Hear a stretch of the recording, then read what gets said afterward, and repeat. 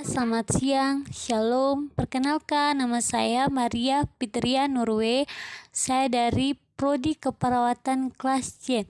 Di sini saya akan mempresentasikan hasil tugas saya, yaitu tentang perbedaan sel prokaryotik dan sel eukaryotik.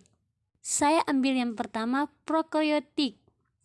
Prokaryotik tidak mempunyai sebuah membran inti atau disebut juga nukleus yang tidak nyata dan dapat tersebar dalam sitoplasma. Sedangkan pada sel eukaryotik mempunyai sebuah inti sel yang nyata karena mempunyai sebuah membran inti. Seperti yang saya lihat, dua sel ini memiliki dua inti membrannya masing-masing. Yang pertama, membran inti juga disebut nukleus.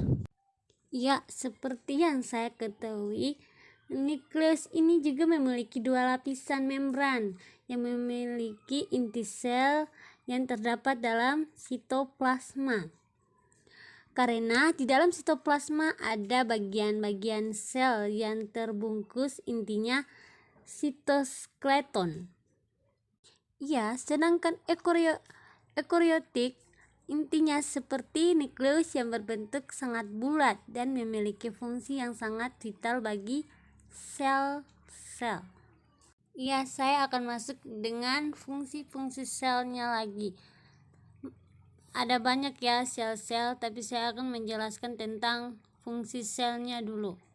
Sel adalah sel dalam membentuk protein karbohidrat dalam di sini saya akan masuk dengan sel. Fungsi sel. Fungsi sel adalah membentuk protein karbohidrat di dalam pembentukan otot, kemampuan untuk merespon. Misalnya, fungsi mengatur semua kegiatan dalam sel-sel yang ada di dalam tubuh, seperti mencegah sel berbahaya di dalam tubuh. Ada banyak sel, antara lain ada banyak sel yang terdapat dalam prokaryotik dan eukaryotik. Saya akan membahas fungsi-fungsi dari sel tersebut. Yang pertama, karyotik.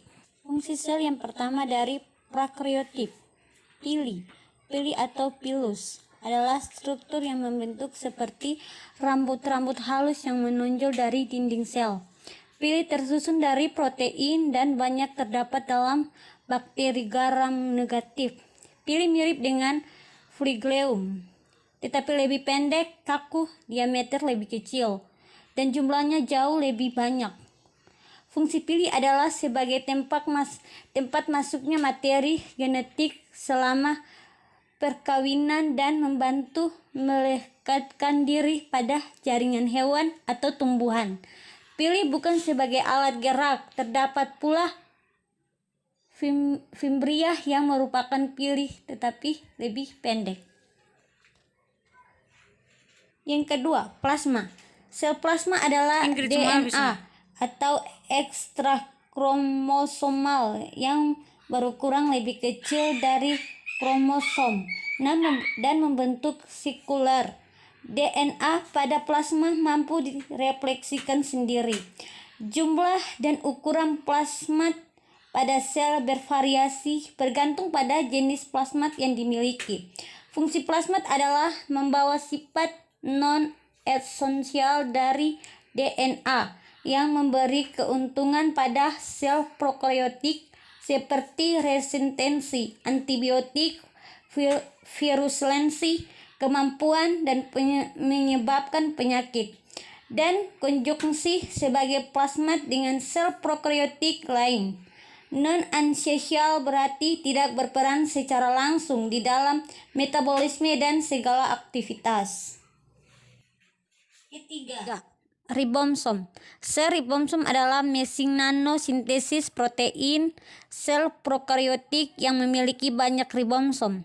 Fungsi ribosom adalah melakukan sintesis di dalam sintesis protein yang mengubah kode genetik DNA menjadi protein. Terdapat beberapa perbedaan antara ribosom prokariotik dengan ribosom eukariotik. Ukuran ribosom prokariotik lebih kecil dan RNA yang lebih sedikit. Yang keempat, sel sitoplasma. Sel sitoplasma adalah cairan sel yang di dalam membran sel yang tersusun antara air, protein, lipid, mineral, dan enzim. Organel juga berada di dalam sitoplasma. Fungsi sitoplasma adalah sebagai tempat berlangsungnya reaksi metabolisme dan menyimpan cadangan makanan dalam bentuk granula tidak terlarut air granula penyimpan. Yang kelima, fungsi sel membran plasma. Membran plasma adalah membran biologis semi permeabel, tipis dan terdiri dari dua lapis fosfolipid dan tertanam dengan protein. Fungsi membran plasma adalah sebagai pelindung sel terhadap lingkungan ekstraseluler dan mengatur lalu lintas zat-zat keluar masuk sel. Yang keenam, dinding sel. Fungsi dinding sel adalah struktur pelapis bagian luar sel yang lebih keras dan kaku yang berada di antara kapsul dan membran plasma. Terdapat pori-pori untuk jalan masuk keluar molekul. Fungsi dinding sel adalah untuk memberi bentuk dan melindungi organel internal sel. 7. Kapsul. Fungsi sel kapsul atau kapsula adalah lapisan terluar dari bakteri dengan ketebalan bervariasi tiap jenis bakteri. Lapisan tebal disebut kapsul yang tersusun dari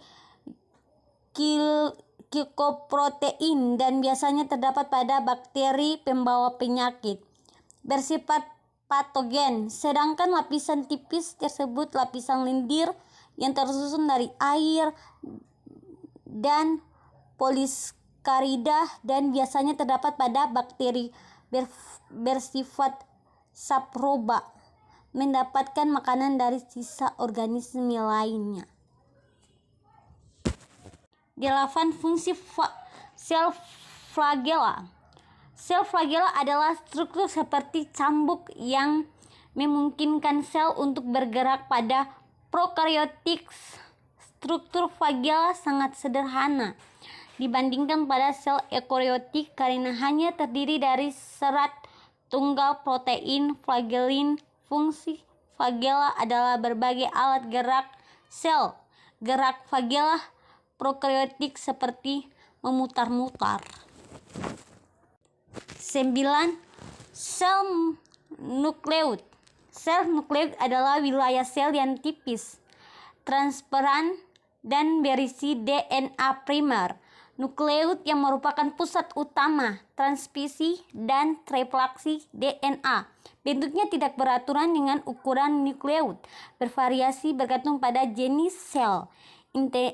Untain DNA pada nukleus berbentuk lingkaran atau oval. Fungsi nukleus serupa dengan inti sel. Nukleus pada eukariotik serupa dengan hanya saja tanpa membran inti sehingga mengalami kontak langsung dengan sel. Ya, di sini saya akan masuk dengan fungsi sel eukariotik. Yang pertama adalah multikondria. Di sini kita lihat multikondria terlihat seperti butiran-butiran kecil yang berbatang atau filamen dengan ukuran yang sangat beragam. Multikondria terdapat di semua jenis sel dengan jumlah yang sangat bervariasi tergantung pada jenis sel yang memiliki aktivitas tinggi. Misalnya sel hati, otot. Jumlah multikondria mencapai dari 1000. Multikondria juga diselubungi dua membran yang masing-masing merupakan lapisan ganda fosfolipid dengan kumpulan unit protein yang tertanam di dalamnya. Membran luar berstruktur mulus, namun membran dalam berlipat-lipat dengan lipatan di dalam yang disebut ducta. Yang kedua adalah retikulum endoplasma halus. Retikulum berperan untuk mendukung sintesis protein dan juga untuk menyalurkan bahan genetika yang berada di antara inti sel dengan sitoplasma. Retikulum endoplasma berfungsi sebagai alat transportasi zat-zat yang terdapat di dalam sel tersebut. Yang ketiga, sel ribosom merupakan organel terkecil berdiameter 20 nano diameter yang terdapat di dalam sitoplasma, sehingga ribosom hanya dapat terlihat dengan bantuan mikroskop elektron. Yang setiap ribosom memiliki dua subbunit